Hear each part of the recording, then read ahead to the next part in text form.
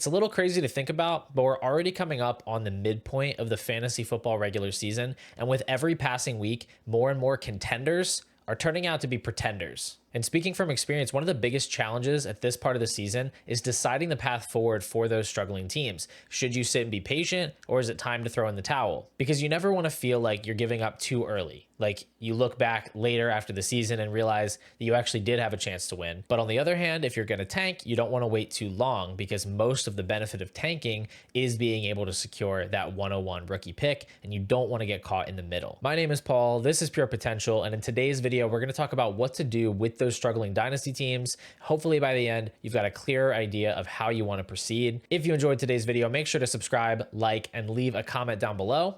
Let's get into it. We are going to go ahead and get right into this, but first, since I know a lot of you don't watch to the end of these videos, I did want to mention right at the beginning here that I'm planning to go live later on this week, probably on Friday or Saturday, and I want to answer your Dynasty questions. So if you have a Dynasty related question that you would like me to answer, go ahead and leave it in a comment down below, and then make sure you subscribe as well so you don't miss that live stream notification. Now back to the topic at hand. Basically all of my leagues are 12 teamers where 6 teams make the playoffs. So I'm going to be basing my analysis today on those settings specifically, but it should be easily applicable no matter what your league settings are. And just to get this out of the way, if your dynasty team is currently above 500, if you are 4-2 or better, you are obviously in the thick of the playoff race. So outside of the most catastrophic circumstances, you really don't need to consider rebuilding at this point in the year. That definitely does not mean that you need to go all in and start mortgaging your future for this season, and all that matters is this season.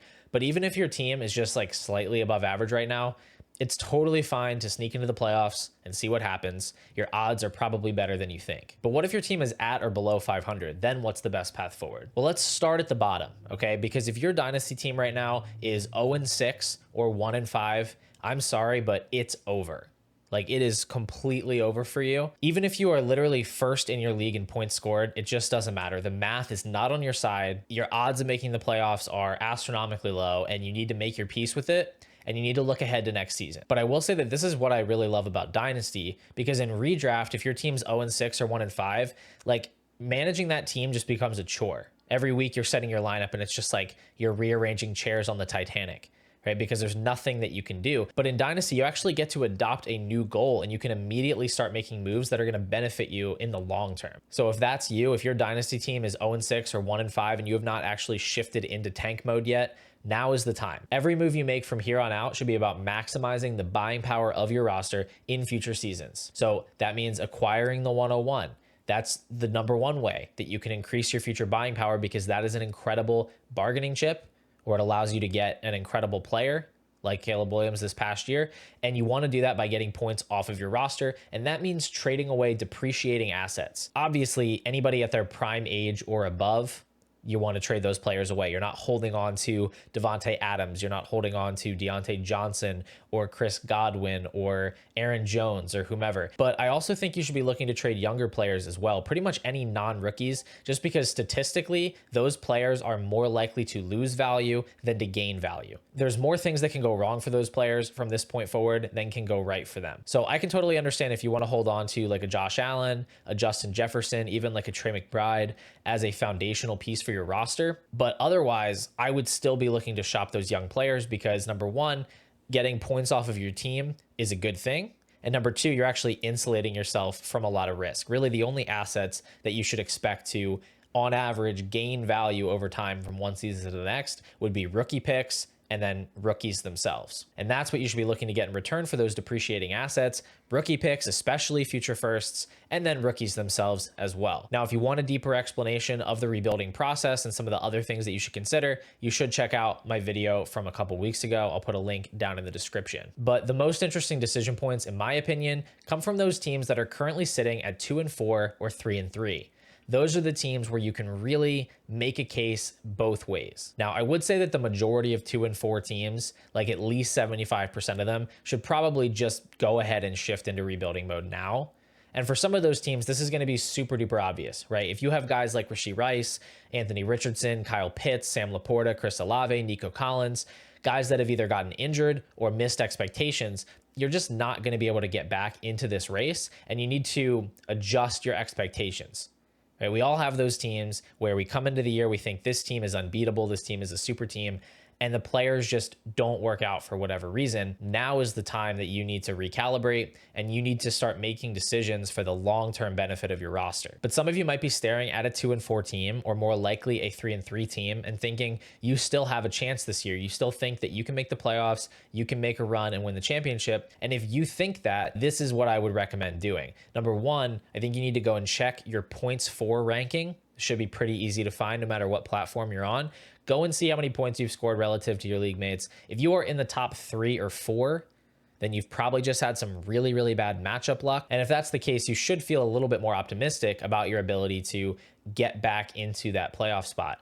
Now, if you're lower than that, if you're sitting at, 6th, 7th, 8th in points for, now you need to be very careful, because the odds that that team is dead in the water are extremely high. But you should also go ahead and check your upcoming schedule, because maybe you just got hit with all the powerhouse teams early and you have some cakewalk matchups coming up. If you're a heavy favorite in like 2 of your next 3 matchups, you're playing some really bad teams, you might want to leave a light on for your playoff hopes, because all of a sudden you could find yourself right back in that 4-5 seed mix. And then finally, if the points for and the upcoming schedule don't totally clarify things for you, I would go ahead and look at the Dynasty Daddy playoff calculator. This is a free tool that estimates your odds of making the playoffs. And what it does is it takes your best possible starting lineup, or it does that for every team really, and then it runs 10,000 simulations of how the season could play out from that current week. So like from week 7 on, 10,000 simulations of what could happen based on those starting lineups. Now, this tool is certainly not perfect. It doesn't factor in player bye weeks. It can't account for future injuries. It can't account for future trades that you might make, but it is a great starting point to at least help you get a realistic and objective opinion of your team, because so often our opinions of our teams are very emotionally biased, right? Because we liked these players, we bought into them thinking they were going to produce for us. It can be hard to adjust those expectations, but seeing that calculator and seeing those odds in front of you, that can really help you to rationalize things. So let's go ahead and take a look at one of my teams that's kind of stuck in the middle. I've gone back and forth about whether to keep pushing for the playoffs or throw in the towel, and I want to just talk through my thought process here. So here's the situation. I'm 3-3. I'm currently the 9th seed in this league, and I rank 9th in points for, which is definitely not ideal. I would say in most cases, that's enough of a red flag to go ahead and shut things down. But maybe I'm just coping here. I have already had Justin Jefferson on bye. I've had Justin Herbert dealing with injuries, and he had a bye. Breece Hall is now emerging from his early season slump. I'm hoping he's going to be scoring more moving forward. And I've also had players like Tyrone Tracy and Kareem Hunt kind of emerge from the woodwork in recent weeks. So I do think my team can score more moving forward than I have to this point. And then it's also worth noting that there are 7 other teams in this league that are also 4-2 or 3-3. So record wise and points wise, it's a very, very tight race, which is another thing that's kind of pushing me to keep contending. Plus, I already know that I have absolutely no shot at the 101 because there's already a tanking team that has like 400 less points than me. We do max points for the rookie draft order, and he's got a 400-point lead on me. So even if I started tanking right now, I went totally all out, there's no way that I'm getting the 101. The 102 or the 103, that's a totally fine consolation prize, but that's still a factor here where I'm sort of on the edge between contending and rebuilding. The fact that I can't get the 101 does matter to me. Now this week, in week 7, I do have to play against the number 1 seed, but our projections for the week are pretty even. He's got a couple guys on bye. This one could go really either way.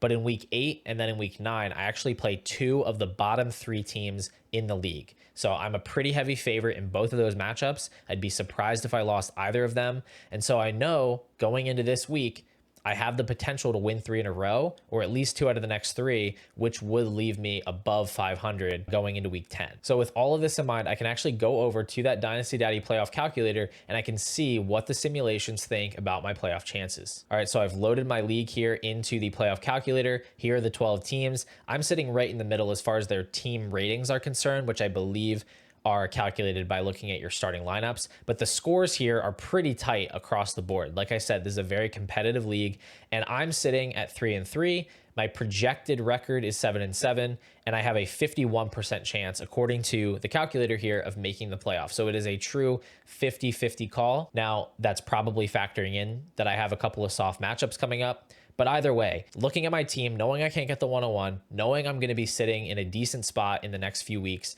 this is enough for me to say I'm going to keep contending, and I'm going to just see, maybe I can battle my way into the playoffs, maybe I can go on a run. So if you're in a similar position to me and you've decided to stick it out and try to win this year, you might want to look at some trade options to strengthen your team. There's absolutely nothing wrong with doing this. In fact, I'm already doing my due diligence, sending out some DMs, trying to see if I can work a deal to strengthen my team a little bit. But I would recommend a few ground rules for you. And the first of those is that your first round pick is totally off limits. Okay, just because you want to make the playoffs does not mean that you are going to make the playoffs, and you're very unlikely to get a return for that pick that makes the risk worthwhile. So I would just say no trades involving your future first. Just hold on to that in your back pocket as an insurance policy. And then second, I would say focus on trying to upgrade your starting lineup rather than just accumulating depth. If your team is struggling right now, going out and trading for Austin Eckler or Tyler Lockett or Keenan Allen or all of the above is not going to fix the problem. Instead, I would try to identify the weakest spot in your starting lineup, and then I would go out and try to work deals where maybe you can package a couple of assets together and get a stronger player to put in that spot. That's going to have much more of an impact